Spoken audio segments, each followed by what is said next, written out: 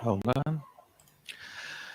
Hey, everybody. Welcome to the live stream. My name is Matt, and I'm joined by a YouTuber named Lee Barrett and Xiao from iChongqing in Chongqing. We are coming to you specifically to talk about the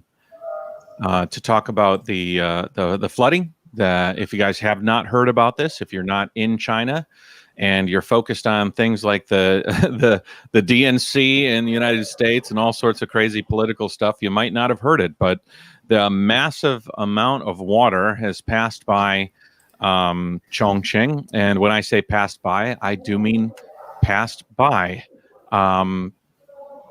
And so I wanted to bring everybody together so that we could give you some updates on what exactly is going on. And Xiao, you are in Chongqing right now. Can you tell us what is the condition in Chongqing right now? Hi, hello everybody. So Hi, Xiao.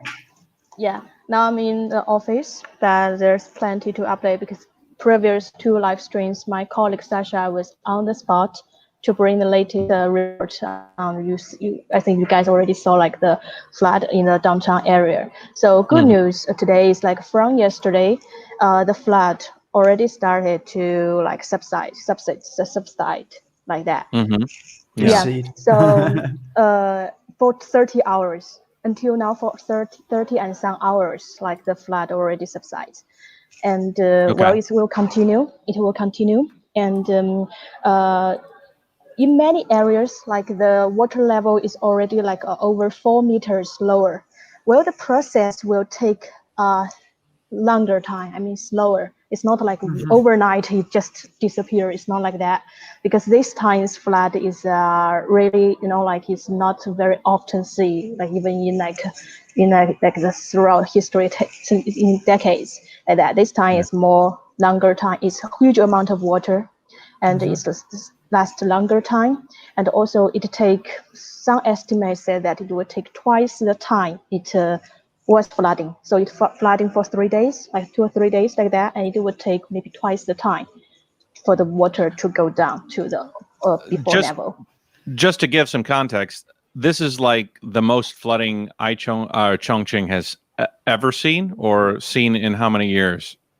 Well, that is not, I don't have that specific number, like how many years, but it's really rare to see throughout in decades like that. Yeah.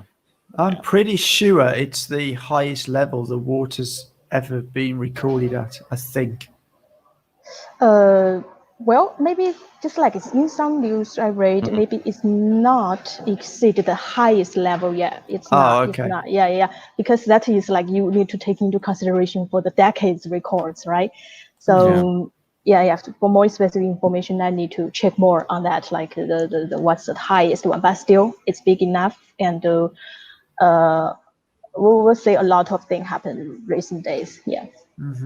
And what are the authorities saying? What's the kind of forecast for the next 2 to 3 days? Are they thinking the water will continue to recede, or do they think there's some more heavy water coming down the river? What's the outlook? Well, now it's like we're expected it will exceed, right? Like subside, like that. Yeah. And Sasha, my colleague Sasha, is now is heading to the latest news conference about the flood relief thing after this flood. There are more updates will come after like after half an hour. I think I will update more on that. Yeah, but hopefully yes, it will subside. I'm looking at the weather map here, and I can see that most of the big rain that was kind of headed around towards, it was in Wuhan yesterday, has kind of subsided and dissipated. But also I see some more water coming up from the Indian Ocean crossing India. For those of you that don't know, the Yangtze, which is the river that we're talking about here, the one where all the flooding is happening, is a rain-fed river, and a lot of that rain and water actually comes originally from the Indian Ocean. And so you can see down there below Bangladesh, I'm losing one little piece there, but you can see that a lot of that moisture does come up from that section and then kind of fill the Yangtze River. But yeah, I'm losing that feed there, so I'll just pull that. There we go. But yeah, it seems pretty clear, especially considering what we were looking at a few days ago. It looked quite chaotic, so it looks good. Looks good, like you guys are going to get some reprieve from any added water into the Yangtze.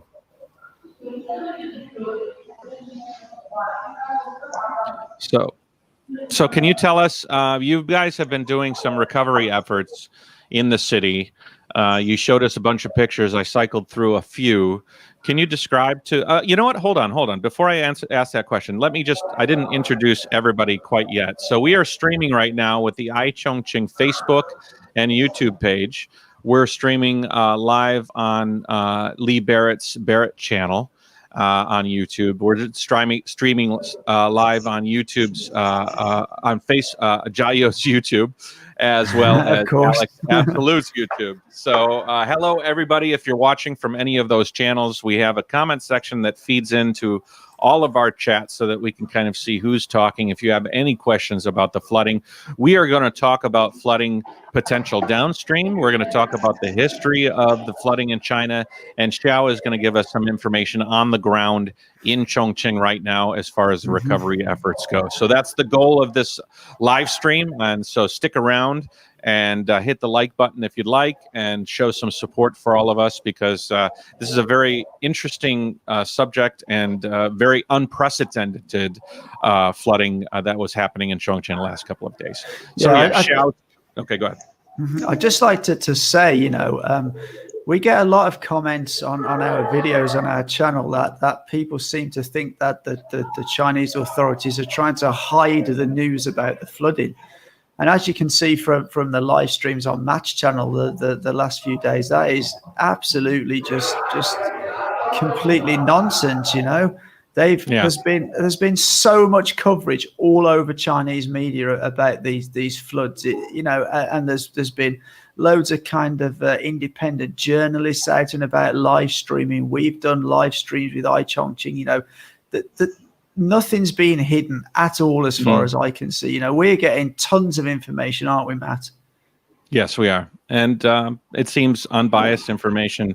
And there's a lot of data out there. There's data coming from the dam. There's data coming from the rivers. That if you are downstream at this point in time, you know exactly what's coming your way, and you're pretty sure about how bad it might be.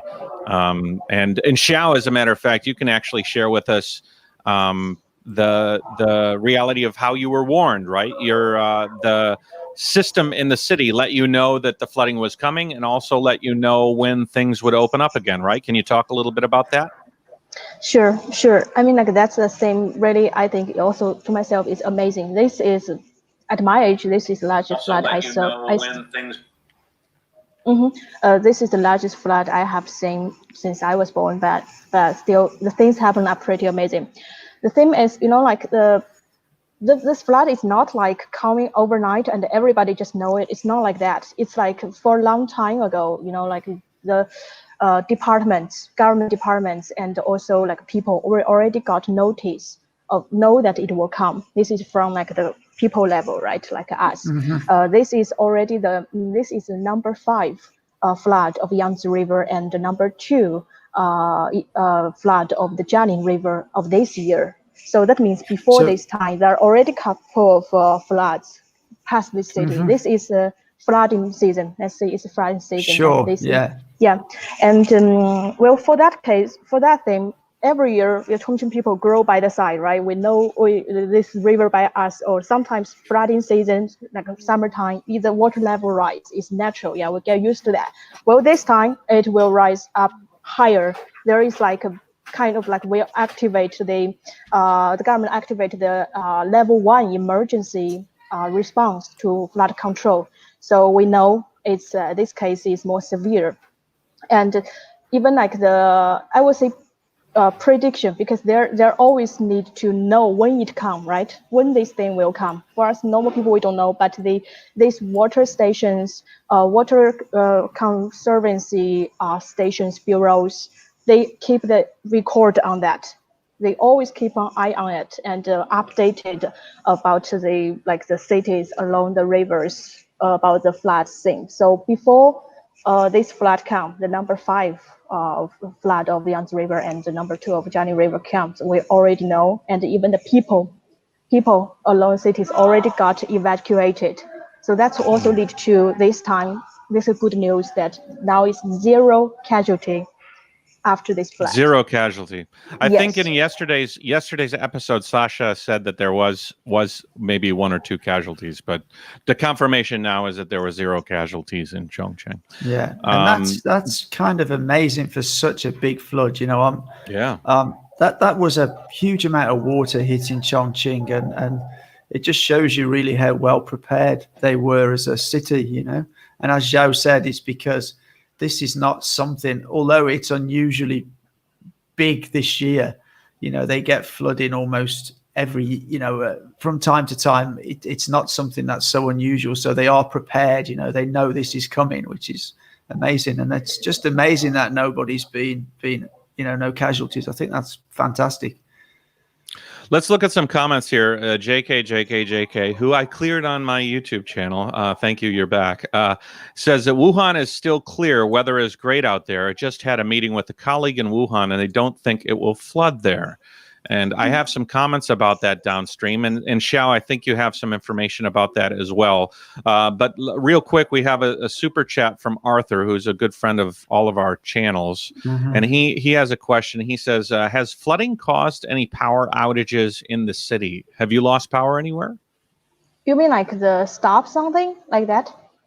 Like any blackouts like that? Yeah, blackouts, yeah, like electricity blackouts. Well, according to the news I read, I think possibly yes. Like in some area, they got notice beforehand in case, but I don't know whether that happened or not, because they say if the water goes something, so just they inform the residents beforehand. If they go, if there is kind of possibility the water will go to some, went over some level, and if went over, will be some blackout. So they inform them beforehand, suggest them to prepare, and also it's better if they have other place to stay, just to avoid that during that certain time. So I read this kind of notice. Yeah. But personally, you've not experienced any blackout? Yeah, actually, no. But I live like, you know, like the Yangtze River side is more like downtown and old city area, like that is this. And I live like because Chongqing is also huge, the downtown area, right? Quite further from the Yangtze River. From my side, really, I just don't experience anything. No, just there's no nothing. I'm sure, you know, anytime the water is going to go over a transformer or a large electrical component grid network, then I think they probably have to shut it down. But I also know that Chongqing, if you look at the pictures here, it's extremely hilly. I mean, you're looking at areas where downstream you're looking at stuff like this that is extremely vertical, and then obviously the city of Chongqing is hilly. So I'm sure urban planners put the transformers and stuff up as much as possible. But of course, downriver and river, you'd have different situations. Yeah, you might have some smaller substations at street level, but a lot of the bigger infrastructure will probably be higher up, I would have thought. Yeah. So tell us, what has been going on? You shared a bunch of pictures, Xiao, and I'd like to play some of these rescuing pictures, and you can show and talk about them if you like. There was it looks like we've lost Matt, Xiao. Yeah, like that. So I think it's kind of amazing that when we were seeing the floods yesterday, people were kind of excited, and that just shows you the reason that because everybody knew what to expect, so nobody was worried or scared because they knew what to expect before it even hit Chongqing. And I think that's kind of something that surprised me, really. Yeah. I think in the previous 2 live streams, when Sasha on the spot, they showed some people, you know, like around the area, right? Yeah. I for sure you don't feel like the panic, but optimism and people. Absolutely, you know, like a spirit. It's not like they are suffering from some floods. It was like a pride thing, almost like an exciting pride. In a lot of ways. It has, to me, it's like from my observation, it's like I think it's to do with because people get informed before, right? Know this will come. They have mental preparation. And also, when the thing comes, when disaster comes, and if they destroy things and hurt people, well, that was sad thing. That is very sad thing. But before this flood came, and even like 30 hours before, they already sent out the warning, and the evacuation already started.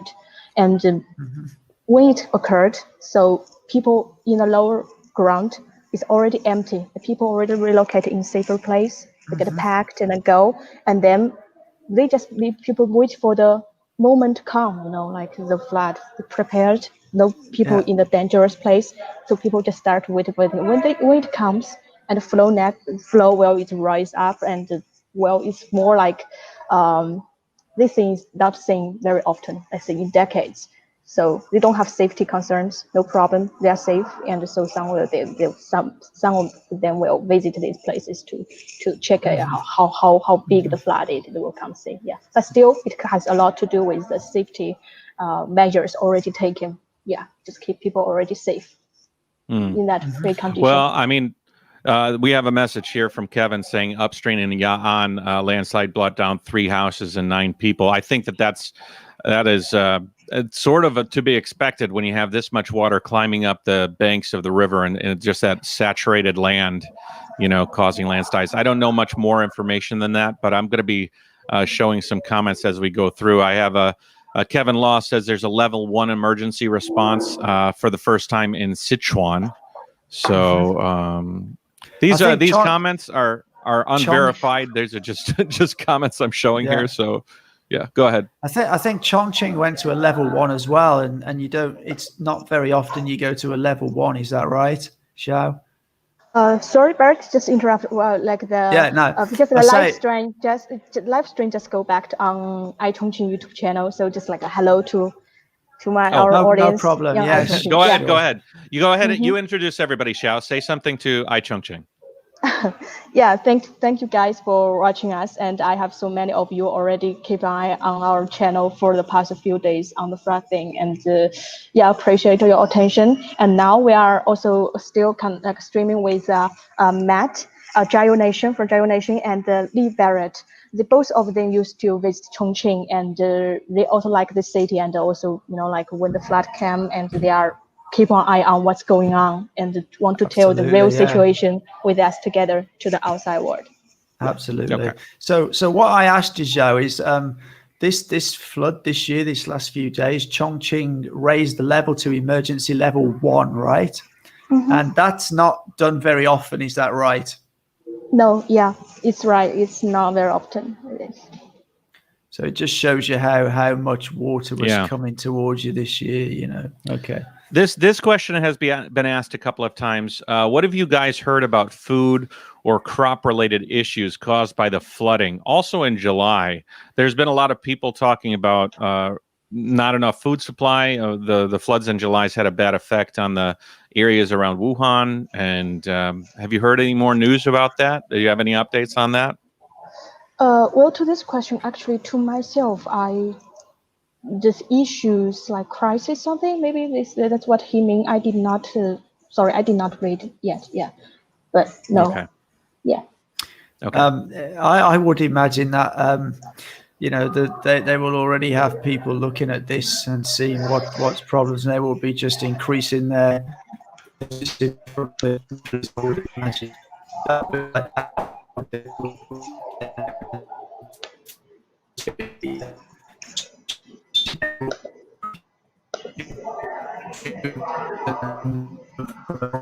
Yes.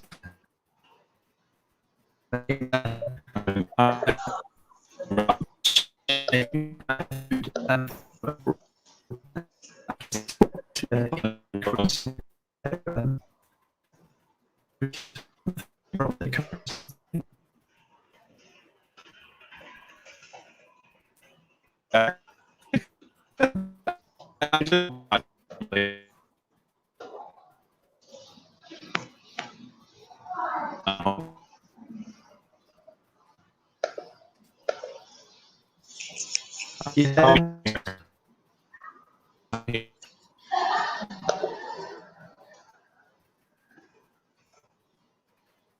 Hello.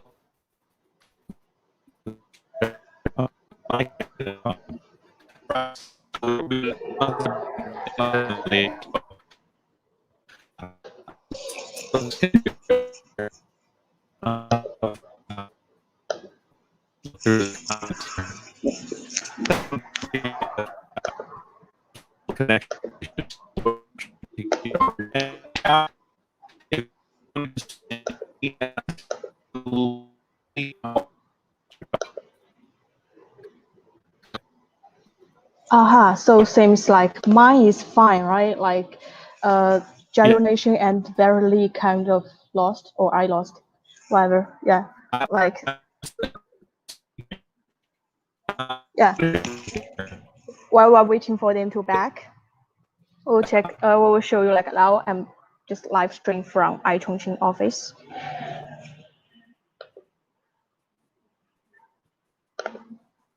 And here we got like some. Sorry, I will just like check here.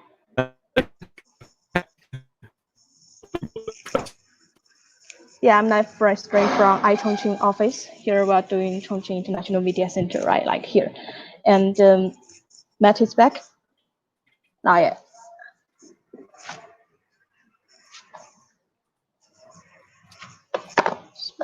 Okay.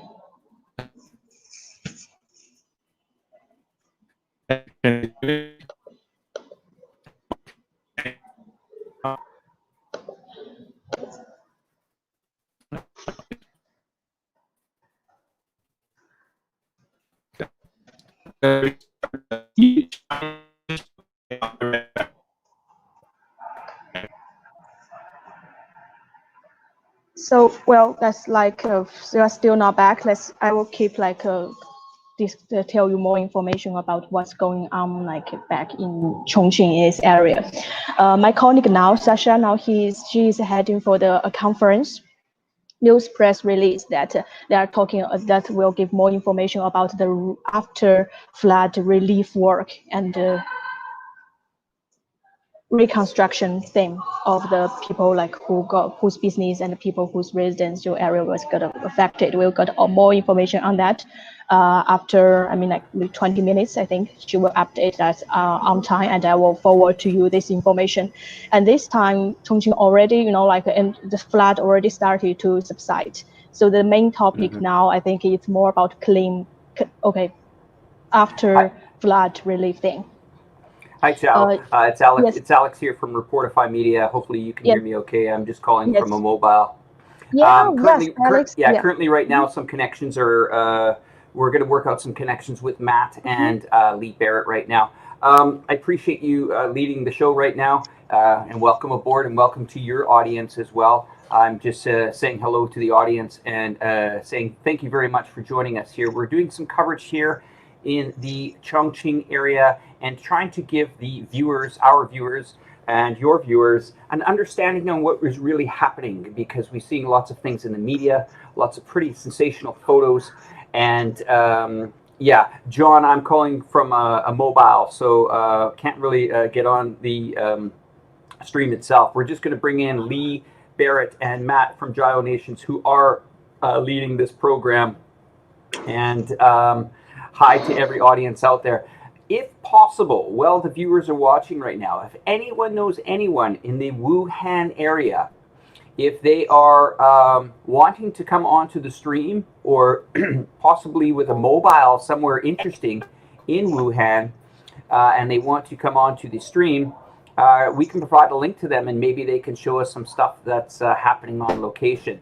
I'm just going to continue to stay on here until Matt and Lee come back on the show. It looks like we are struggling with some connections. And thank you for all the get well support things from everybody. I greatly appreciate that, and it's very kind of you. Matt, what you might want to do is maybe just refresh the studio from the background where you are, and it might work. We can't hear you at the moment, so here's a question in Chow. How much has the water level receded? Do you have an answer for that, if possible?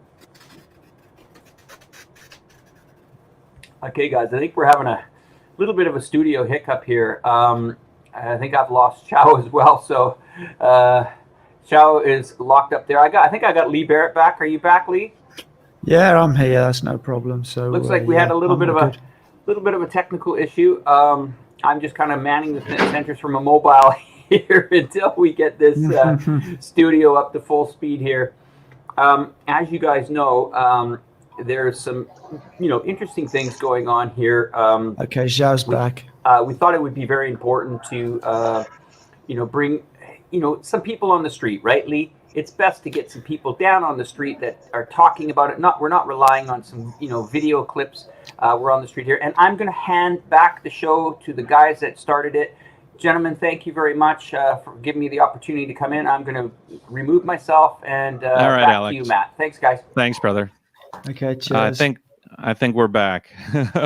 I think that must have been a StreamYard issue, man, because it was all of us, That was a level 1. That was StreamYard just went level 1.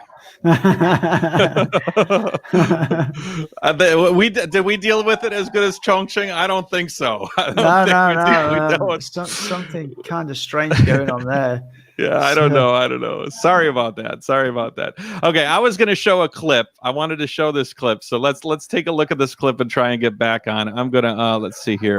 Matt, just a moment. Matt, yes. I saw there is a question just passed. Like he said, how many net meters the water already resides, right? Like that. It's until the noon, like morning or noon time, it's like over 4 meters subside already. Yeah. So it will continue. It's just that it take longer time to subside this time because the flood is take 2 days to rise the water, and then it possibly will take longer time to subside. If this is the first time watching this, I'm going to cover your face up, Lee. It's no fault of my own. It's just the placement of the picture. But Lee actually gave him this picture. So this is his friend's house view, and you can see.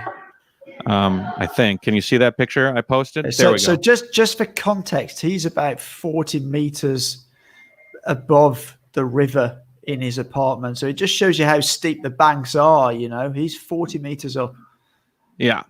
And then the flooding came, and I have an after picture that you shared. So now the water is here. Okay.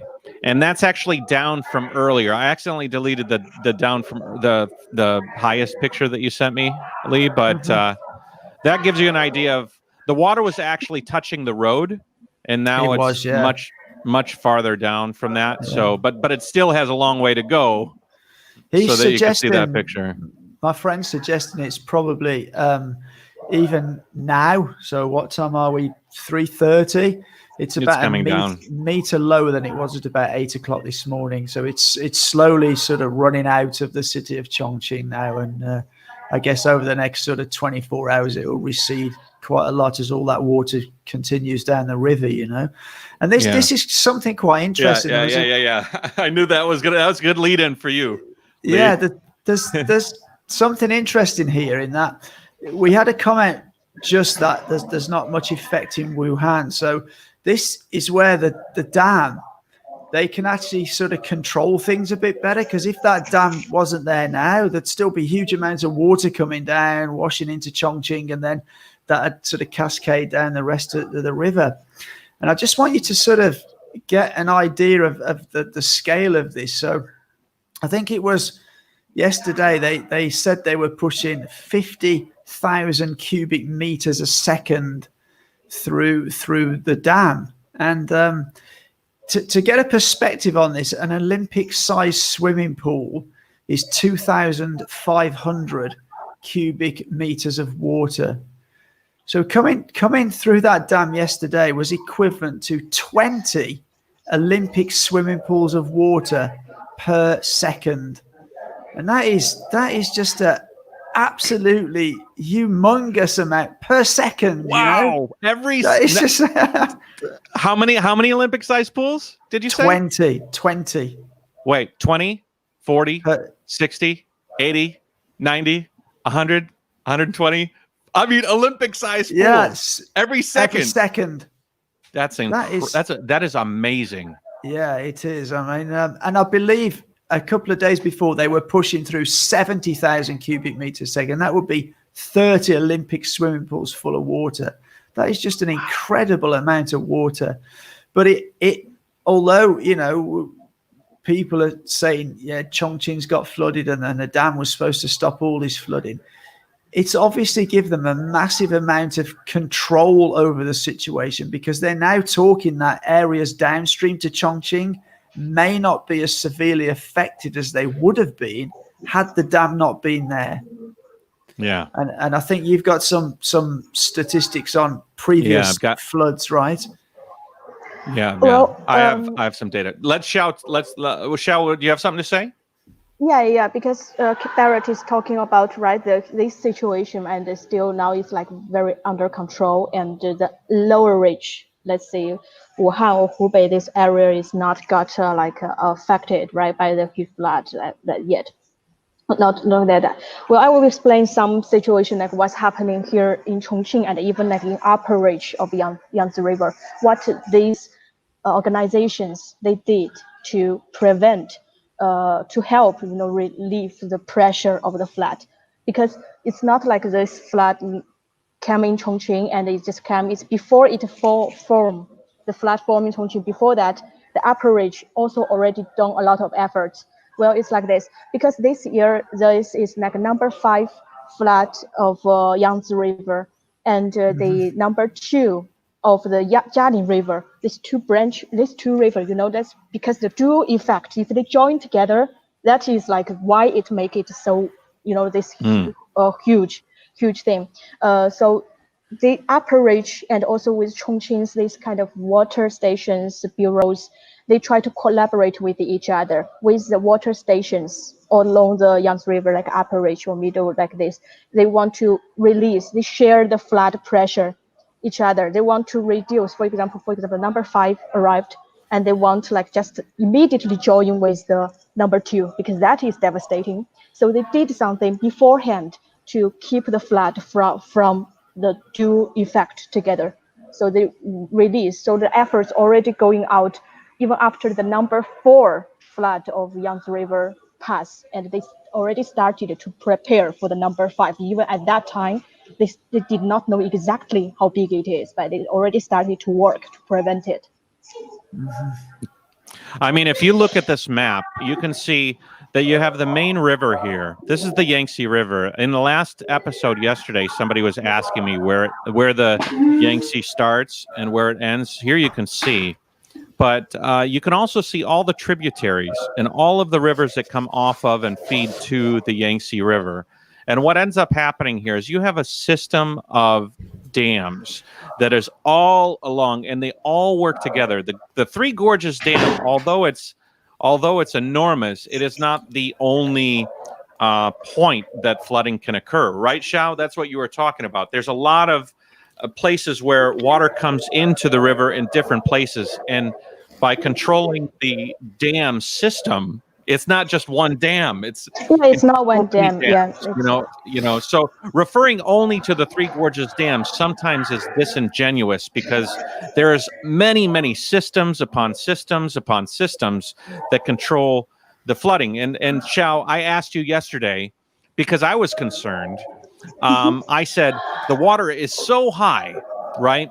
You at one point in time you said like 180 plus meters, and I know that the Three Gorges Dam is 180 meters tall. So I was thinking that the water is going to come into the dam and it's going to go over the dam and chaos.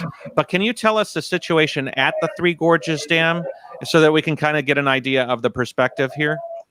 Well, also, I will share my just like limited knowledge on that. Maybe not that professional, because that huge project, it's like involve too many expertise, But from what my knowledge just sometimes by interview, they describe it in a very simple way is, well, that your concern is like when the flood in Chongqing downtown, well, it raised like 190, like that levels, yeah, right? 190.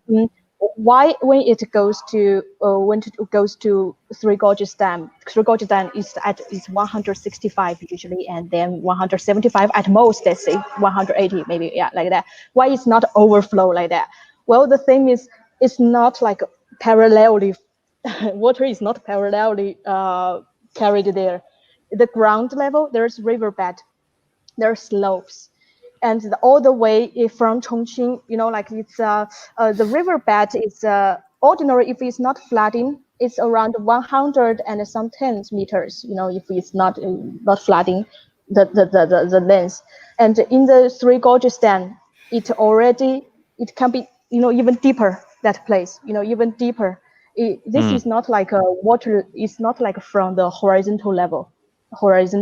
You compare the water volume by its distance from water level surface to the riverbed, right? Yeah. So if we do that, it can be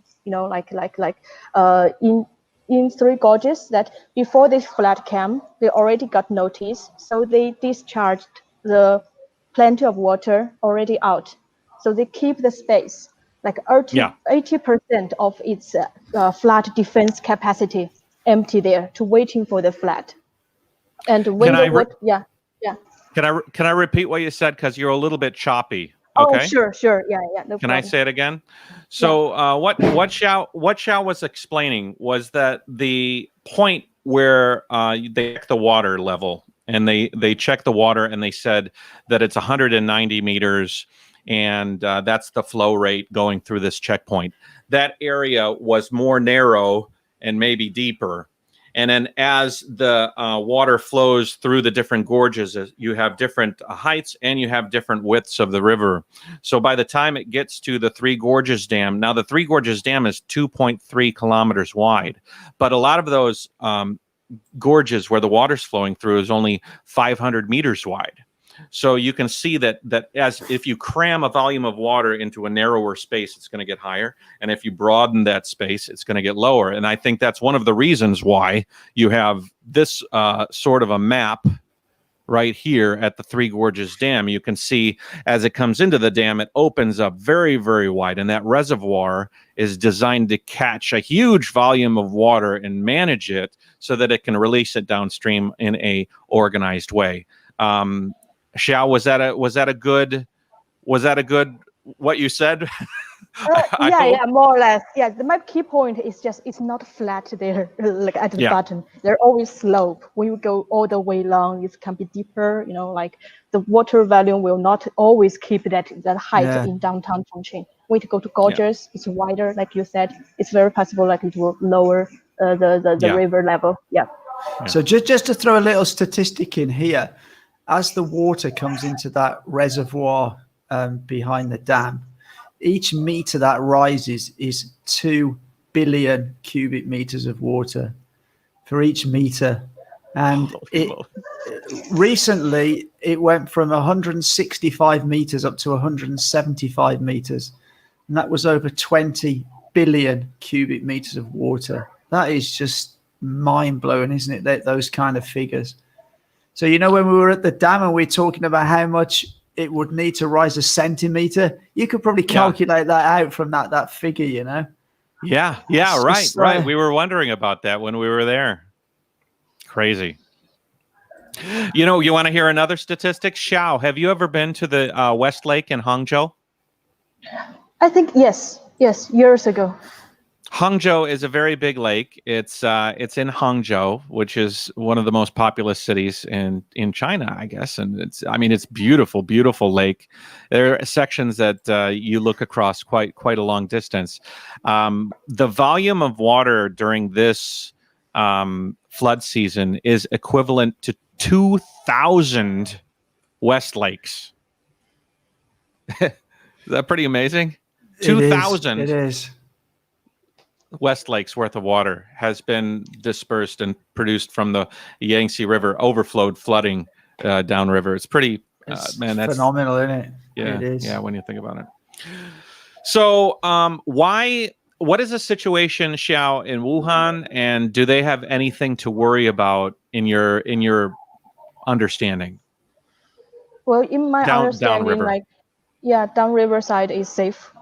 Is very safe, and even friends there, like Sasha's friend, when she called, and she just like, well, she's totally fine. She does not feel much difference like that. So, we tried to find people in Wuhan that wanted to kind of jump on the stream and show us everything, and they're like, What are you talking about? It's normal here. Yeah. We don't have anything to say. And I mean, that's a good thing. Obviously, it means that the management of the flood is being done in a way that's limiting the impact downstream, which is great. Because, I mean, don't get me wrong, the amount of water that passed by Chongqing last week was higher than the amount of water that passed by Chongqing in July. And in July had amazing and tragic flooding effects. So the difference this time to last time is quite drastic. And we'll see, fingers crossed, over the next few days as this water continues to slowly be transferred out into the Hangzhou Bay, right? It exits at the Hangzhou Bay and releases out in front of Shanghai.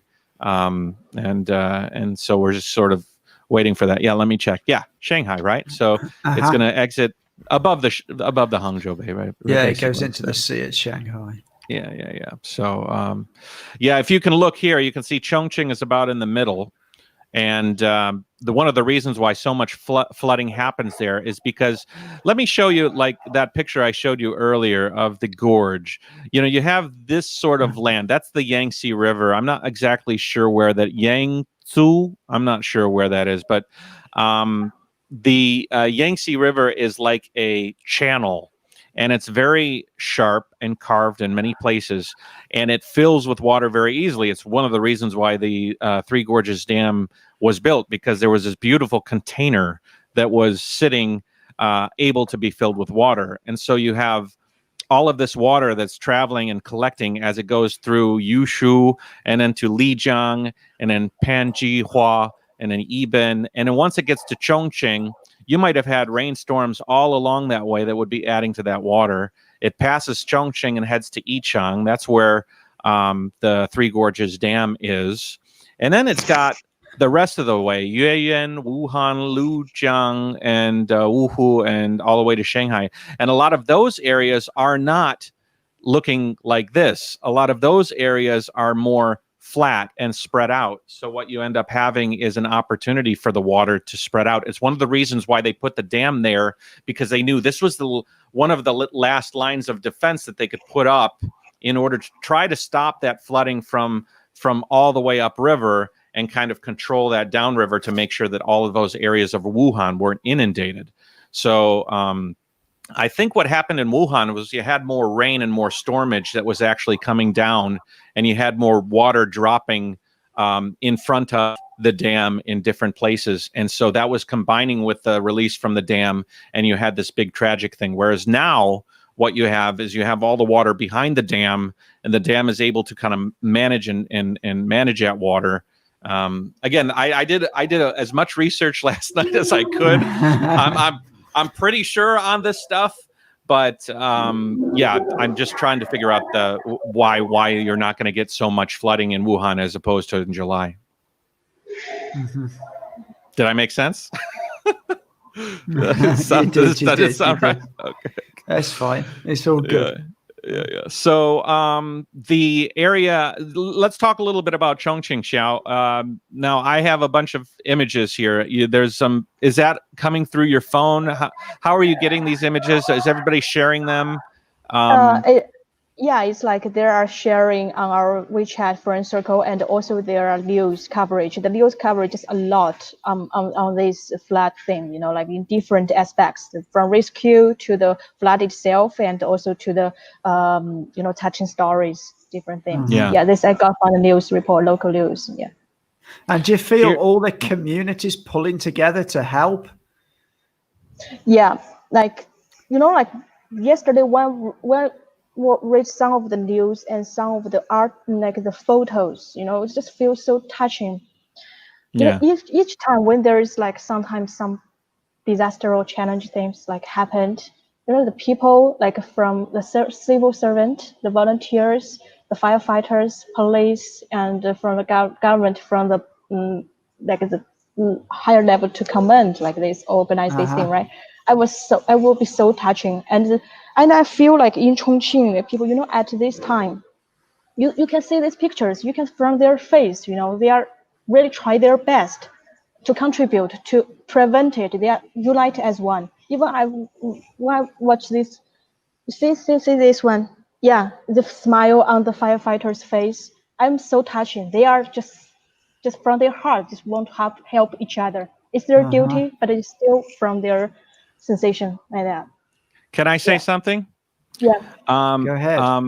There is a real anger at certain propaganda coming out of China. And like, I was thinking that showing some of these pictures would elicit different responses from different people. Some people would say that is a beautiful thing, a community pulling together, saving lives. There should be more of this in the world and everything. And then you're going to get other people that are going to be saying that's the Chinese government trying to spin a horrible disaster in a positive way.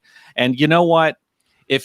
I would really like you to put yourself in the shoes of your own community, your own neighbors, your own school and business and home, and think about if there was a flood that came through that tore up your city and created a bunch of damage, what would you be encouraged by and what would you like to see? You would like to see people coming together, people helping each other. In this case, you have some military elements that are building dikes. You have rescue workers who are pulling children out of flooded houses. You have people that are cleaning up afterwards, and I think they work for is that a charity, Xiao? That heart on those yellow shirts? I think that's like is that a charity? I'm not sure about it. They are volunteers. I don't know if they are volunteers. Some of them are from, like relevant departments. Yeah. Some, professionals involved, professionals like rescue involved, but still the people can do what they can, right, with their ability. Yeah. Sure. Basically, what I'm saying is none of this is a bad thing, and to show it and to deliver that information, it makes people in Chongqing feel good. It makes people proud of their community that they can come together, and it should elicit that response because I think that it's important to share those positive stories. So I just want to put that out there because there are a lot of people that would look at those pictures and they would look at it from a negative standpoint. I don't think that you should look at those pictures at any way but a positive standpoint. Yeah, there's a commenter here making the point that she says, I don't think the government are hiding news. You know nothing about the flooding, but you do not care at all. But we actually do. And she says she watches a lot of flood information updates on CCTV. Now, CCTV, for those of you that don't know, is the kind of one of the biggest channels in China, I think.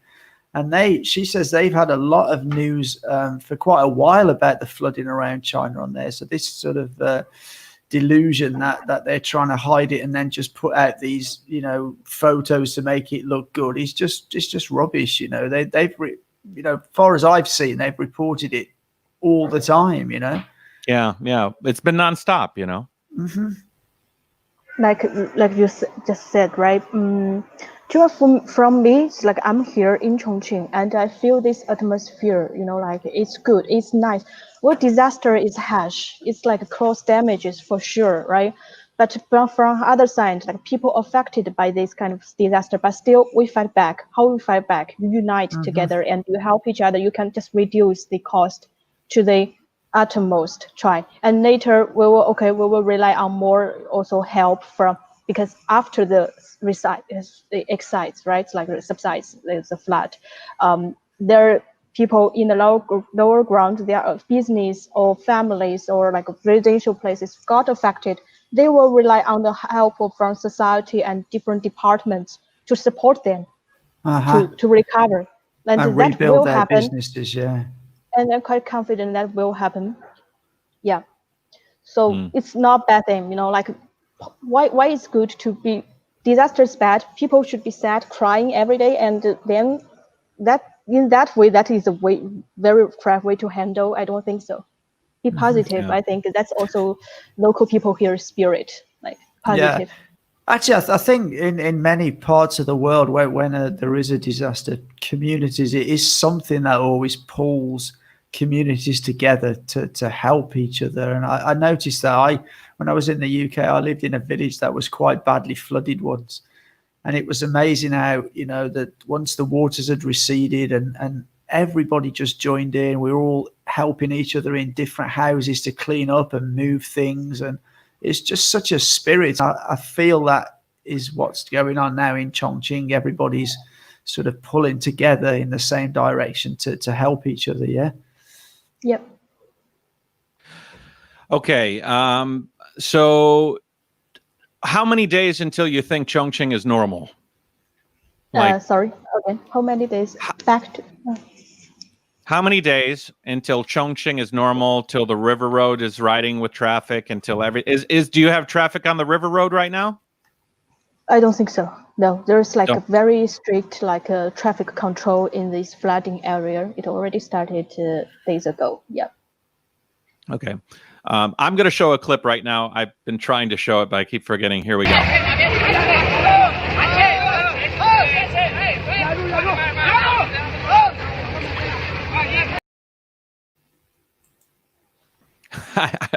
I don't know in the back end if that whole thing played, but sometimes the front end sees the whole thing. I'm going to play it again. Hold on. Let's see if it plays.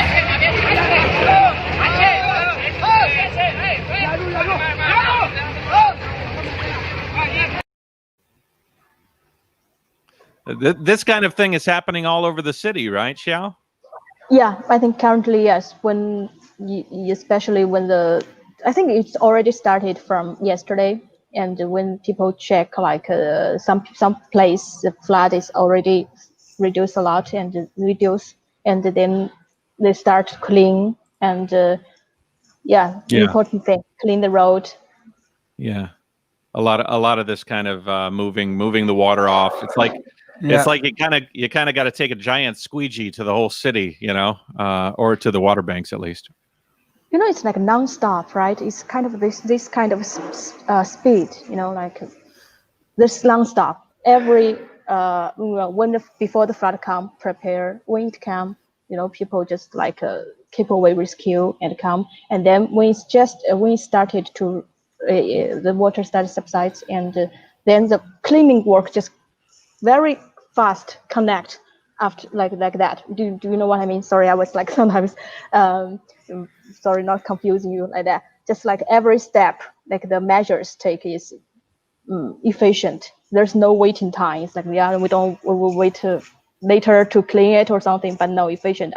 Hopefully because of these efforts, the city can get back to normal quite very positive time, I think. Comfortable time. I find that Chinese pull together in times like this in a way that few communities do. Really, I mean, I'm not trying to discredit one over another. I just know that in the time I've been in China, I've seen them pull together in amazing ways. Even in my hometown of Ningbo, we have typhoons. After the typhoon, I mean, water up to your waist or shoulder, and then it seems like a week later, everybody works together and then it's all back to the way it was, and everybody's doing what they need to do to feed their families at that point on. But it's quite incredible. Yeah. Can I just to pick you up on that, Matt? Because I find that's the case in the UK as well. And you're from the US. Do you feel that's different in the US to it is in China? Because I feel it's kind of similar in the UK. Communities really do pull together at times of need.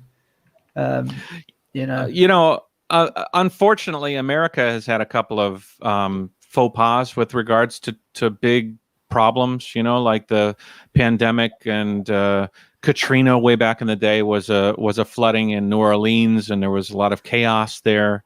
But if you get down to more of the local level, like the local governments and the communities, I think you find the same thing. The communities pull together. Everybody's, doing what they have to do in order to save their fellow man. And it's sad. I saw a comment in here earlier, and it's sad that tragedies need to bring humans together in positive ways. But in often cases, that does happen. I think one of the kind of advantages China does have, and we saw this with the COVID outbreak in Wuhan, is that because it's such a big country, they have a lot of resource. So, for example, if you take the UK and there's an outbreak of a big outbreak of COVID in London, for example, we don't have such a large amount of resource in the rest of the country to be able to send to London. Whereas if you look when there's something happens in China, they have because it spans such a large area as well. So a disaster in one area, there's going to be no problem in another. So they have massive resource that they can send to the problem. And we saw that with the COVID thing. They dispatched 30 or 40 teams from all around China to Wuhan to really help and get on top of the problem. And I think that's something that sort of smaller countries can't do. Xiao, do you have any other news from the front in there in Chongqing that you'd like to share? Anything that you've learned? Moment, let's check whether Sasha sent me some updates now. I want to talk a little bit. You go ahead, gather some information. If you're ready, you just let me know. But I kind of wanted to discuss something here. I was talking with Lee about it before the show. The building of these dams, the historical need for flood control has been something for thousands of years in China. China has actually needs quite a lot more flood control. I read in a report that America has something like a higher percentage of water control is done in America than based on the amount of water flowing through the country than China. Just China has so many rivers, so much floodplains, and so much of this. And the historical record, even I'm just going to give you a few descriptions here. Xiao, do you know about the past with regards to the flooding in China? Do you remember anybody talking to you about the 1931 floods? No, sorry, Okay. it's because of this. No, sorry. No, I it's was okay. This one, the current one is the one I will talk when I'm getting older. Right. Yeah. Right. When you get older, you're going to share it with everybody about the 2020 flood across Chongqing and how horrible or how interesting or how we all banded together. You'll share those stories. Sometimes in an interesting way, because the moment you just now asked me, the point I want to make actually is yes. Go ahead. I feel everything as a citizen here. I feel everything is prepared and organized. There is no panic because people already, beforehand, no matter it's government or people itself, they prepared in a very efficient way. They know when it will come. They know when it comes, what they should do, like rescue, and they know when it go away and how they're gonna deal with the afterwards situation. Everything they know. It's very organized. Yeah. That's very good, Xiao. Very good. Hey, we got Sasha. We got Sasha. Yeah. Hey, Sasha. Hi, guys. Hi, Sasha. Where are you? Hi, Sasha. I just arrived at Chico. See, there is no car on the road because the road is still blocked. And I just saw I don't know, those. I think there used to be some cleaners and policemen here to clean it up, and those trucks and the trucks there are helping to clean up the road. So the road have been cleaned up right now. So this road was flooded did that before. road have water on it? Oh, sorry, sorry, Alex. That's okay. Yes. Oh, that's right. Yeah. Wow. This is inside the ancient town. Yeah. Yeah, you would never know. It's almost as if nothing's ever happened there. Yeah. Yes. Wow.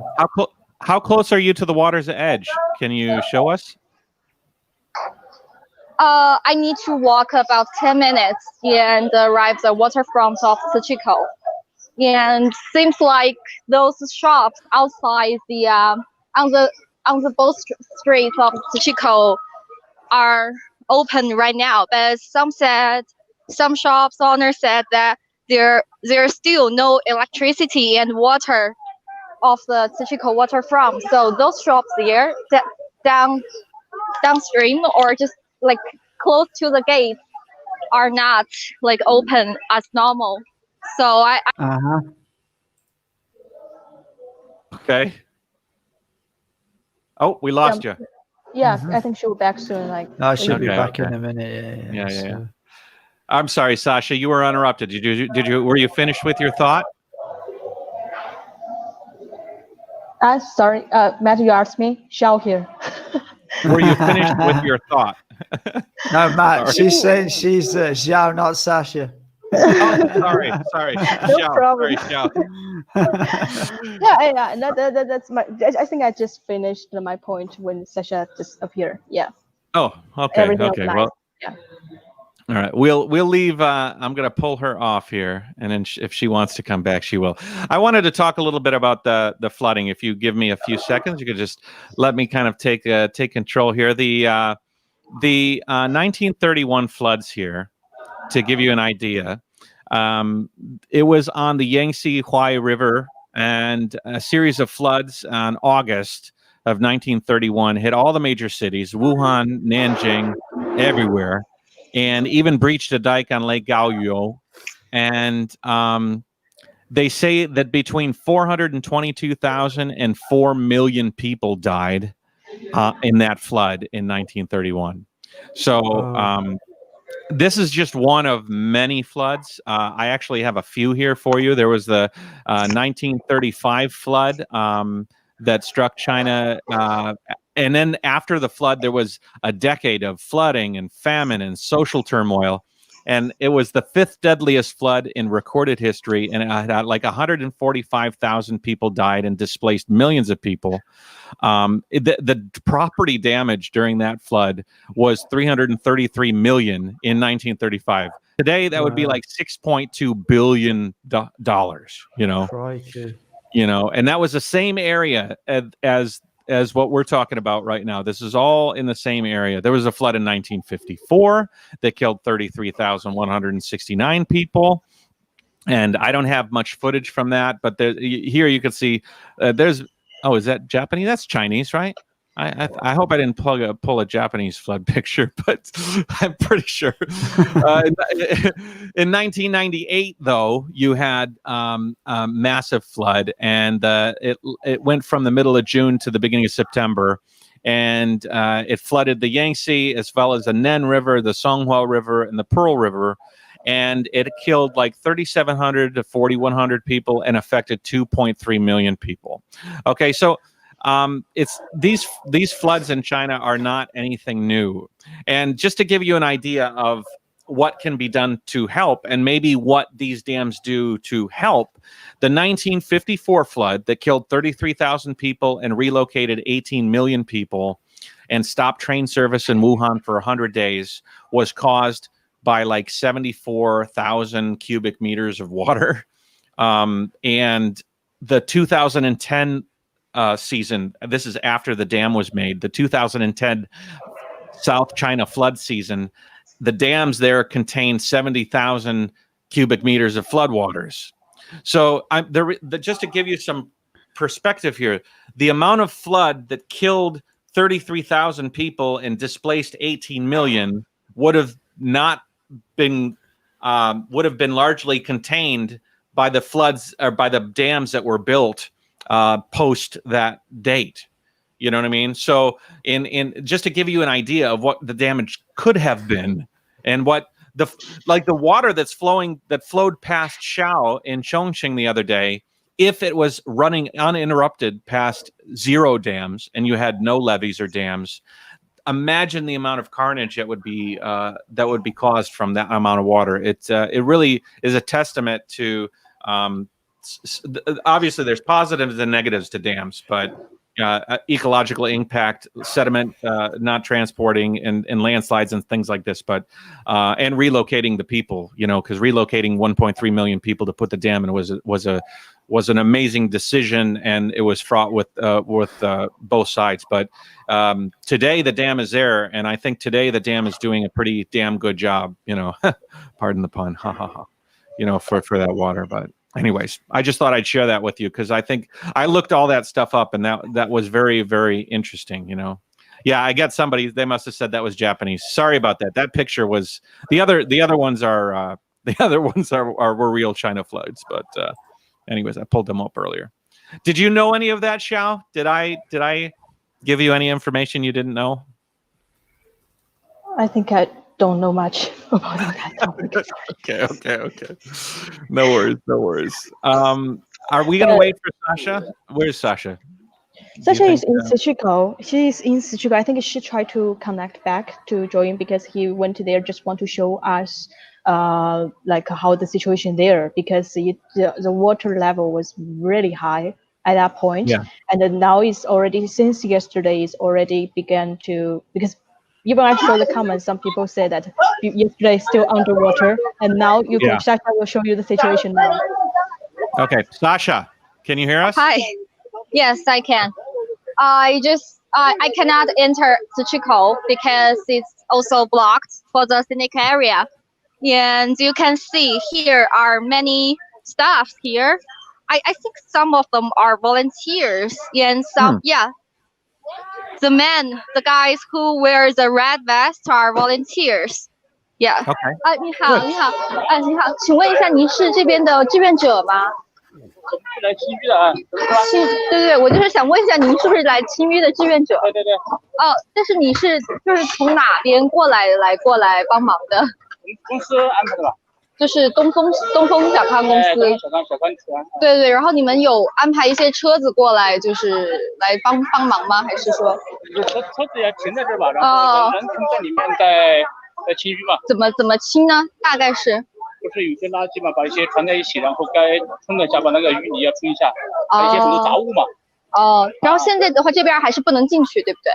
就是。你要进去干嘛？就是我们想进去，我们现在是在连线报道。好，谢谢。Okay, I just asked an volunteer here. He is from a vehicle company, and most of them are like organized by their company and some NGO, I guess. I'm not sure what those organizations are, and I just asked if I can get in because they said they are cleaning. Can I ask you how? Yeah. How high was the water there? Is there any like, look at the wall? Can you show us? No. I think the ancient town was like flooded in this area, and all the grounds I'm standing at was flooded yesterday. So I can show you here. You can see the floor. Yeah. It's still like everyone is helping out, and there are some garbage. Yeah, we went there when we were in Chongqing. We walked around that sort of ancient sort of tourist area. Yes, they are still doing those cleanup here. So those are the garbage by the floods, I guess. And many volunteers here. They are here to help. Yeah.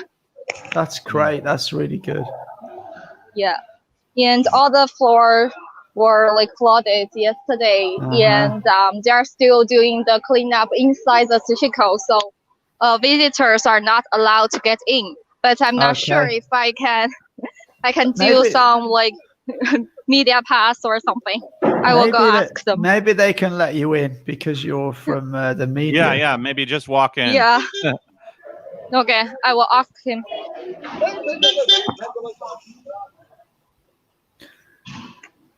Yeah, this is actually a place which is quite susceptible to flooding, even when they get heavy rain. When we were there, it was raining quite heavily, and there was some small amount of flooding. 关系你好，我想就是我这边是媒体，可以进去。哪个媒体？重庆报业集团的。报业集团是吧？对。记者证拿出来。我今天没有拿记者证，我现在只有在这有名片。对。我是传播部。我还是哪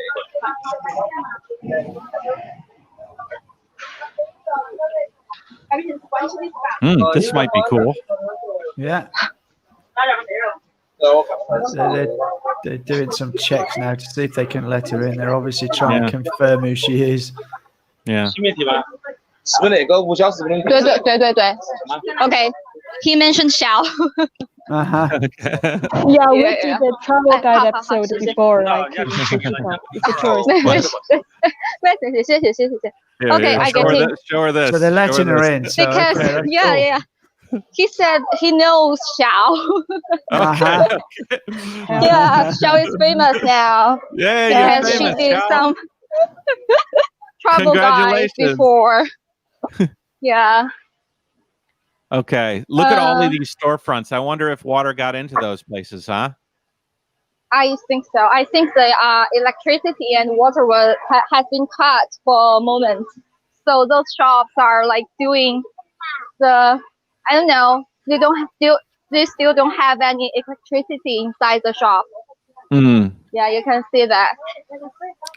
That place was what, dried fish? They don't need electricity, I think, dried fish. That'd be a good business. Just yeah. So you can see the shop was damaged. Those garbages are all here. Not as bad as I would have guessed, though, Ailey. No, it's it seems pretty. What amazes me is how quick, that was all underwater yesterday, and it's just receded. Look how quick they're getting things up and sorted. That's pretty great. That is, yeah. Yeah. Wow. Well, good stuff. Yeah, absolutely. I'm trying to, you know what? Let me see if I can pull up a map of Sijiko, and then I can share the map with you guys. So let's hold on a second. I think this shop was damaged a lot by the water. Yeah. So there are checks.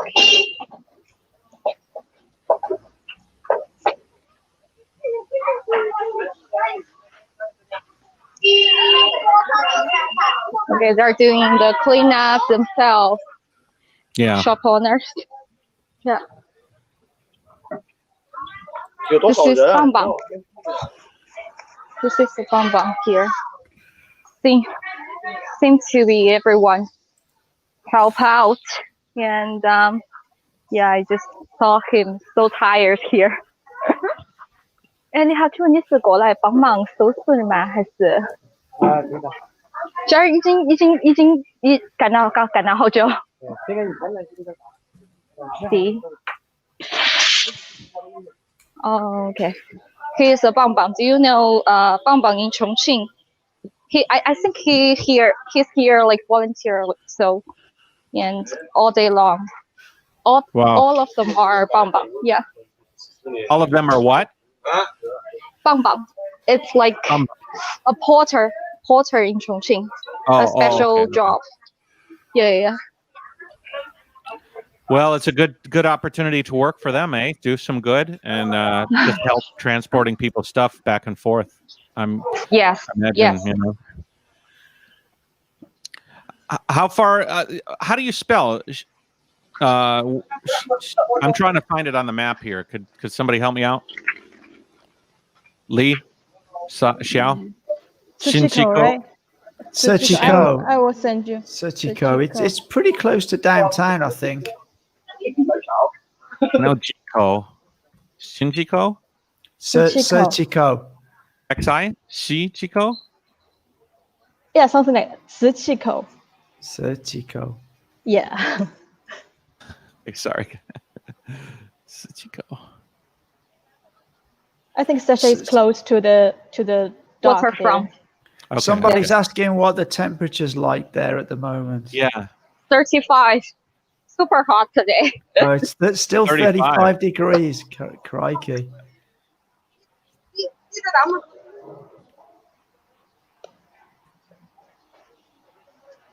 What is the feeling from people there? It's they are pretty. It seems like they're pretty upbeat. I think they're just sweating. They're just getting Everyone's to work. Sweating. Yes. Yeah. And most of them are volunteers here. Like with flags there, you can see.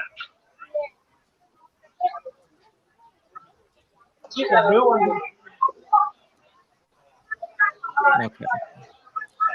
So this is Sujiko, and we'll pull out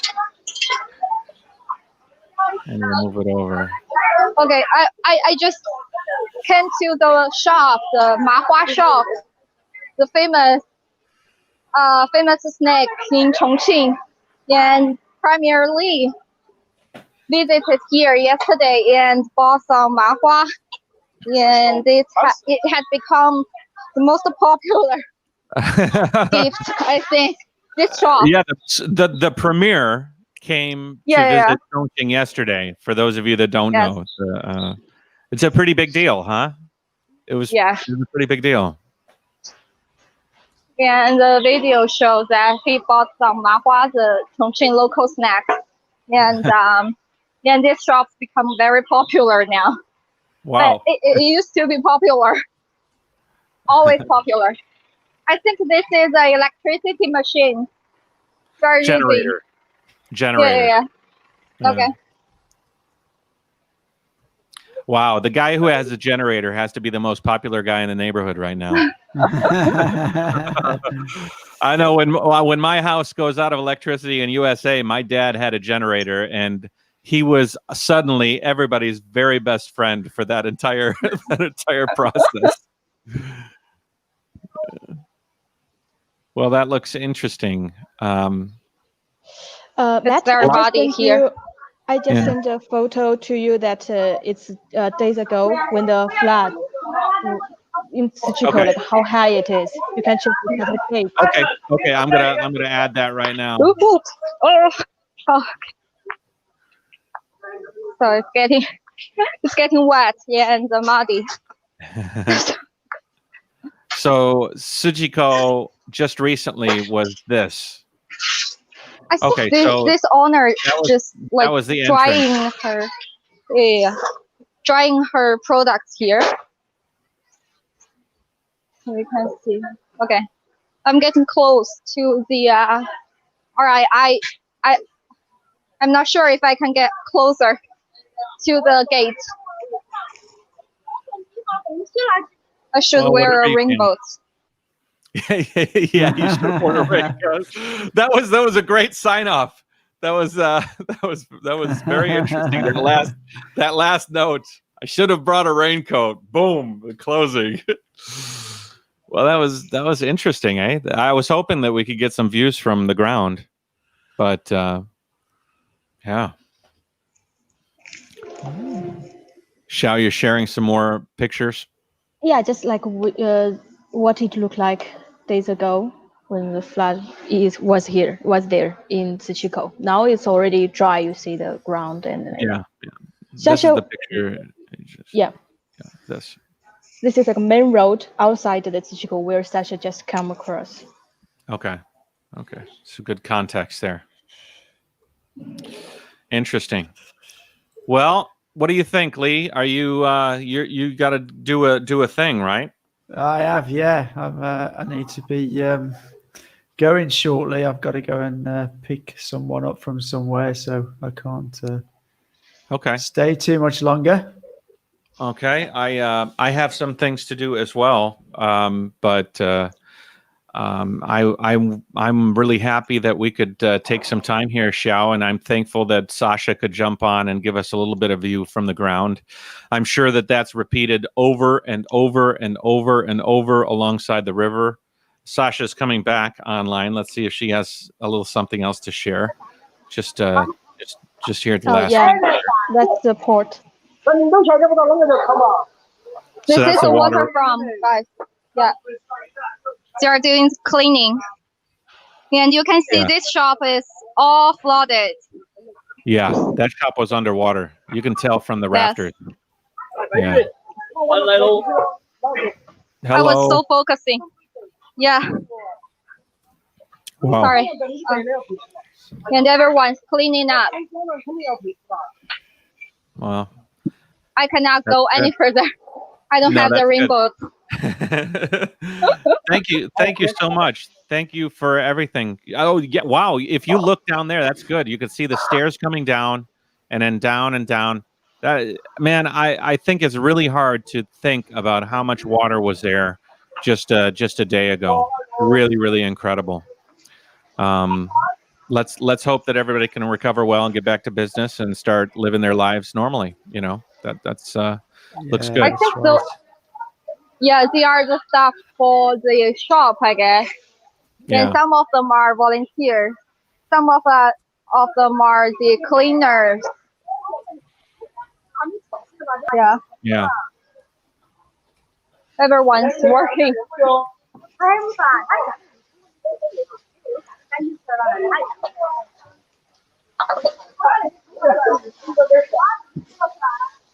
There's still a lot of businesses here that I see the windows are closed. I think a lot of people still haven't come back to start cleaning up their shop yet. Yes, yes. Yeah. For those shops there, you can see there is a flooded rooftop of those shops. Mm. Wow. That's a lot of mud. Mhm. And this is Holy moly! Does that guy in the green have a big? Look at that mustache on the guy in the green. That was a fantastic mustache. Tell that guy congratulations. He turned around. The guy by the railing had a fantastic mustache.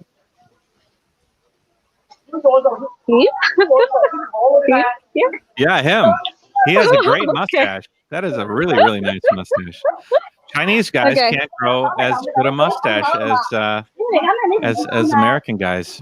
So when I see a nice mustache, I'm always like, Jayo, Jayo. okay. Anyways. You want him to say hi to you guys? I Okay. can ask him. Okay. Just say tell him say hi. 你好，請問你是那個邊呢？那個 Holy moly. That is a big Lai brush. That is a beautiful, beautiful 還在跑車 mustache. 啊？ That is a big 哦 brush. ，OK，你是哪裡啊？OK, he is the owner of the restaurant down the floor and offloaded his restaurant. So he is expecting, I don't know, cleaning up or expecting Yeah, the floor get tossed. He's got a lot of work to do. He's got a lot of work to do. Yes. Yeah. But they're getting on with it, you know, they're getting stuck in, getting stuff cleared up, which is great.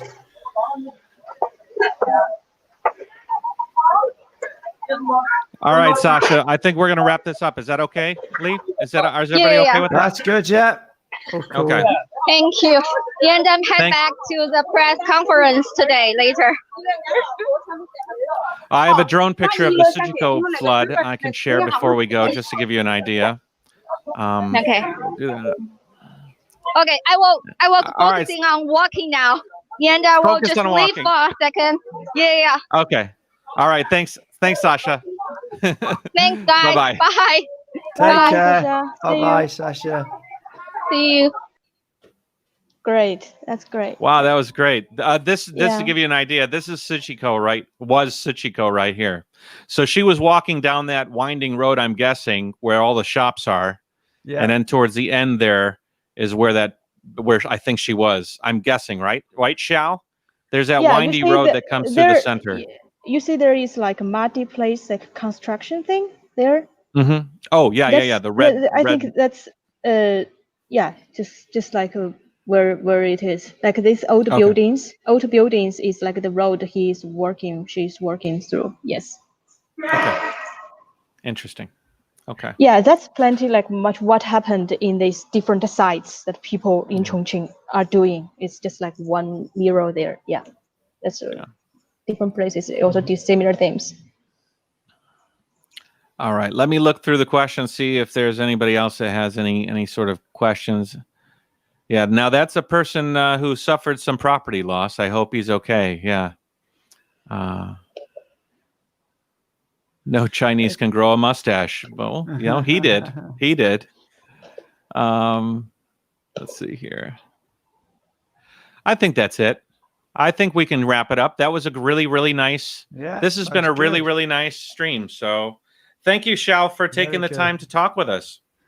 Well, thanks for, have us, me and Sasha here and share their situation here. Thank you. You're welcome. Yeah. And Barrett, you want to sign off?